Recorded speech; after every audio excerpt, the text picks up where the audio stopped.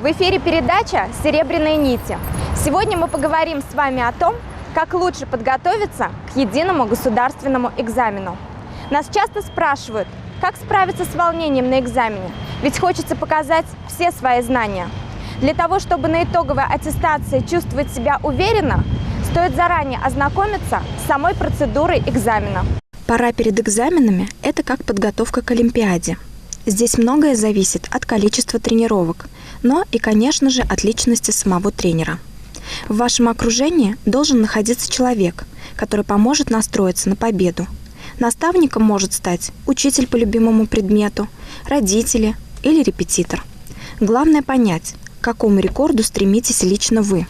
Кто осознанно идет в 10-11 класс, они уже все эти 2 года осознанно работают и готовятся к ЕГЭ. До ЕГЭ осталось 55 дней. Вот за эти оставшиеся 55 дней что можно посоветовать детям? В последнее время мы проводили очень много тренировочных вариантов. Пробные варианты решаем. Проанализировать свои решенные варианты, посмотреть свои пробелы, по каким заданиям, по каким разделам у них не получается, еще раз проанализировать и повторить вот этот материал. Повторить еще раз теоретический материал и прорешивать еще раз задачи именно по этим разделам, по которым у них не получается. Всем выпускникам школ города я хочу, конечно же, пожелать успеха при сдаче ЕГЭ, чтобы всегда сопутствовала удача, везение, все у них получится. Еще один совет – оценить свои силы. Определите, сколько баллов вы планируете получить, а затем проверьте знания. Единый государственный экзамен – это испытание, которое предстоит пройти каждому 11-класснику. Мы провели небольшое анкетирование. По результатам опроса обучающихся 11 классов образовательных учреждений города Канаш, большинство ребят полагают, что смогут правильно распределить время и силы во время экзамена, но волнуются, когда думают о предстоящем событии. Считают, что могут сдать экзамен на высокую оценку. Мы задали несколько вопросов нашим будущим выпускникам.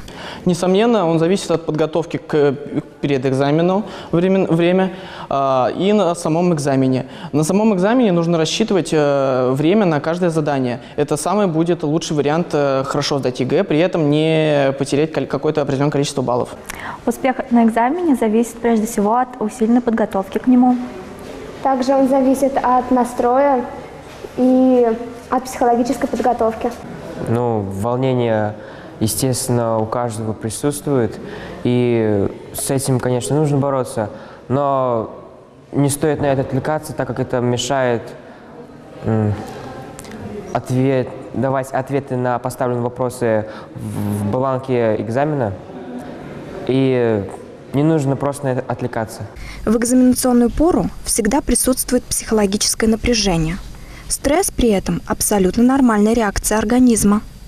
Легкие эмоциональные всплески полезны. Они положительно сказываются на работоспособности и усиливают умственную деятельность. Но излишнее эмоциональное напряжение зачастую оказывают обратное действие. Причиной этого является в первую очередь личное отношение к событию, поэтому важно формирование адекватного отношения к ситуации. Подготовка к экзаменам требует достаточно много времени, но она не должна занимать абсолютно все время. Не бойтесь отвлечься от подготовки на прогулки и любимое хобби, чтобы избежать переутомления. Но и не затягивайте перемену. Оптимально делать 10-15-минутные перерывы после 40-50 минут занятий. Для активной работы мозга требуется много жидкости, поэтому полезно больше пить простую или минеральную воду. Успешная подготовка к итоговой аттестации зависит от общих усилий семьи и школы. Чем же может помочь семья? Что хочу сказать. Мы, родители, старались окружить своего ребенка заботой и вниманием. И наша цель, конечно, родителей была поддержать своего ребенка во всем. Во время подготовки экзаменов и сдачи экзаменов. Ведь экзамен – это, я считаю, первый шаг во взрослую жизнь наших детей. И это привело к тому, что она успешно сдала экзамены, и она осуществила свою мечту и поступила туда, куда она захотела поступить, и получает профессию.